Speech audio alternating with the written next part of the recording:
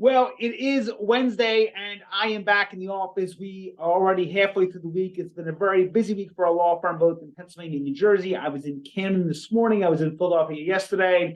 And tomorrow I will be in Cape May County, New Jersey, representing the client at the Jersey Shore. With that said, came out with a blog article today regarding lineups. And what most people don't understand, even though they've heard this term a lot, in perhaps a TV show or a movie, or they've heard it used in and out of court, they don't understand the value in it from a defense standpoint. Now, with that said, it's important to understand that if there's an issue with regards to the ability of an alleged victim to identify the alleged suspect in a case, your criminal defense lawyer should consider a lineup request and make a motion for a lineup at the preliminary hearing or before the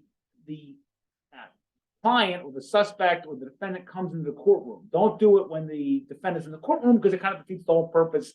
If the victim is in the courtroom and here marches in this person's accused of a crime, it kind of calls into question the usefulness of a lineup at that point. So if the attorney's going to make a request for a lineup, it needs to be done when the defendant is not in the room.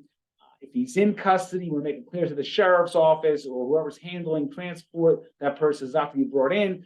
The purpose of a lineup is to use it for a possible motion in the case or possibly a trial to call into question the Commonwealth's or the state's ability to establish guilt beyond reasonable doubt. So it's a powerful tool that is often overlooked in many criminal cases. This is a tool that can be used once the attorneys had a good conversation with the client, and also when they've read over the criminal complaint, and where the criminal complaint indicates that possibly identification will be an issue that can be implied or that could be really explicit and just spelled out in there. Sometimes that's the case. But again, a powerful tool. There's a right and wrong way to do it. Now, a lineup is admissible at trial. It is not admissible if the court finds that it's overly suggestive or for some reason your attorney isn't present during it. Now, during a lineup, I've never had a case where an attorney hasn't been present, but I guess it could happen.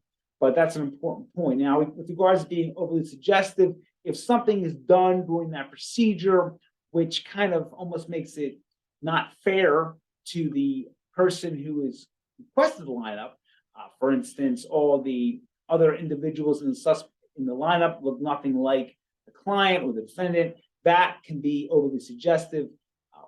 There's a lot of factors that can be called into question here. But if you have questions, 215-755-9000 in Pennsylvania, 856-793-7429 in New Jersey, 24 hours a day, 7 days a week. Website gambleandlaw.com. As always, a tremendous resource for you and your family. All my books, my blogs, my videos are available there in one convenient format. I'm going to link in the blog article that I wrote on lineups. It's a great article. It really lays out what a lineup is, when it can be used, when it cannot be used in court, when it's admissible, when it's inadmissible. Again, a fantastic article, like all of our blog articles, we try to provide value with them. So again, if you have questions, 215-755-9000 in Pennsylvania, 856-793-7429 in New Jersey. It is the first month of 2023. We're going to put a lot of content out on often misunderstood concepts in the world of criminal defense. We have a great podcast coming up next week with an immigration lawyer. So good things are happening at our law firm in Pennsylvania, New Jersey. We are very busy as usual. But again, if you have questions, 215-755-9000 in Pennsylvania, 856-793-7429 in New Jersey. Have a great Wednesday. Please enjoy it responsibly, and I'll talk to you all very soon.